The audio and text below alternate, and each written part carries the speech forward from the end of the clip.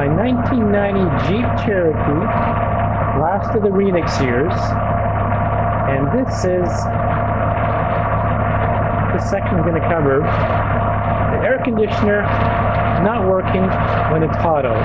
Works well when it's cool, but not when it's hot. Very common problem. It seems to be hard to find out about, but I will show you here today the common problem, and we'll go from there. All right. If you look at my compressor here, you look right in there. Clutch is not spinning. So if you take a look over there by the fan, the electric fan, you can see the electric fan is spinning. So that means that the air conditioner is supposed to be working. We just saw on the clutch, but it's not.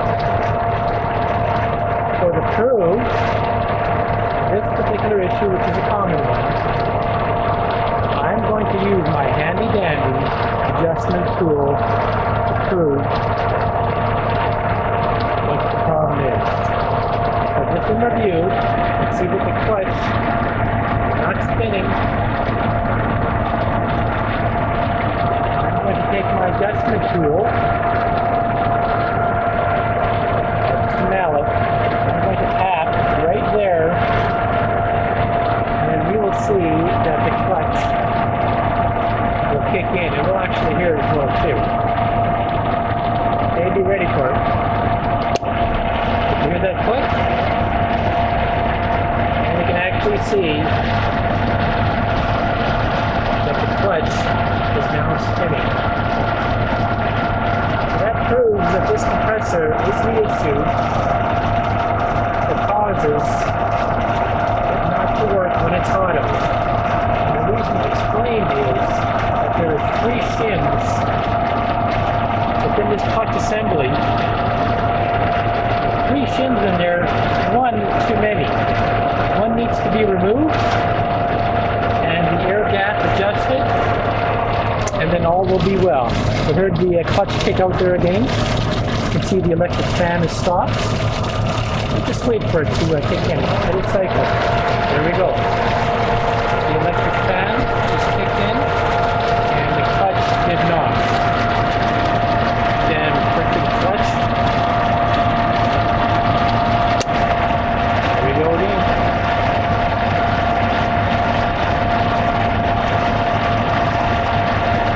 So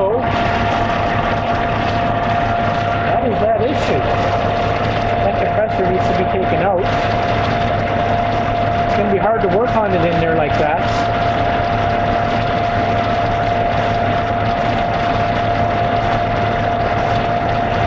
But I see on the forums so many.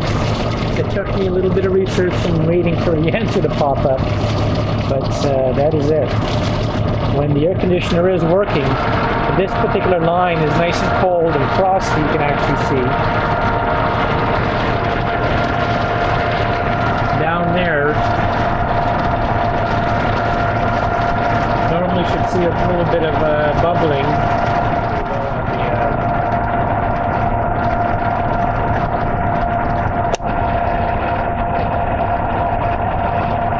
You can actually see the bubbling in there now. The clutch is on. I gave it the adjustment.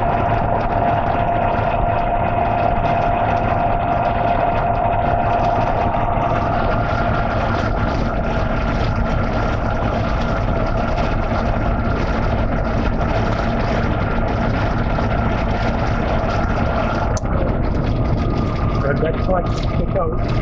Electric fan is out. Wait one last time. Electric fan kicks in. No clutch.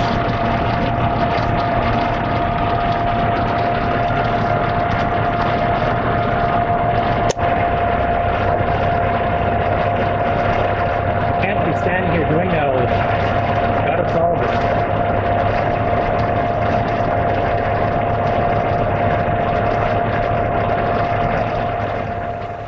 Alright, it's a little quieter with the engine off here. I do have a replacement compressor here. This is a pull from a junkyard, and it's not perfect, but it's not $400 or $500 either. There is so one thing you want to check on this is pulley. This one has a little bit of grinding. You can probably hear that. So there is a bearing in there. Needs to be replaced. So this assembly has to be taken apart and off to get to those shims. So being that this is 1990 compressor, you know, that's a little over 20 years old. So a bearing, that bearing is not the easiest to find, but Rock Auto has it and a few other places. I can get it here in town locally. I'm in Canada, so it's going to cost me about $45 to get that, and that's about the average price. So I won't have to pay any shipping. So look around. I will post something up here with the actual number of that bearing, but in this case here, so that's another additional $45 cost. That brings up my overall cost with this compressor is going to be about $100, you know, with the new bearing. So what needs to be done is this clutch faceplate needs to be taken off. There's a bolt in here and it's all gunged up. I have to clean that off so I can get a driver in there, but we have the holes here. And what we need as well too, oh, forgot, that's an additional cost I have to add in. You need AC clutch locking tool. And what that does, see if I can do this here. This goes into the holes, locks the clutch, and then I take my socket, put it in there, and spin it off.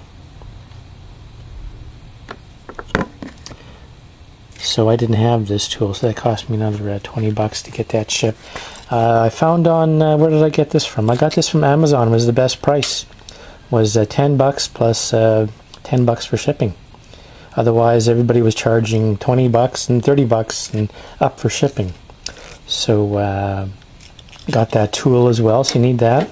And then a regular socket. I'm not sure what the size of that is, if that's 12 or 14 millimeter.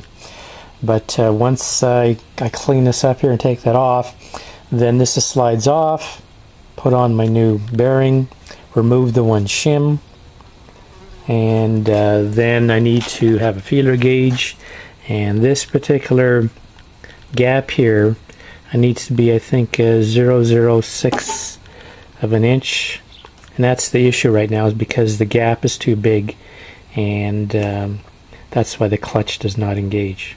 So fun and games.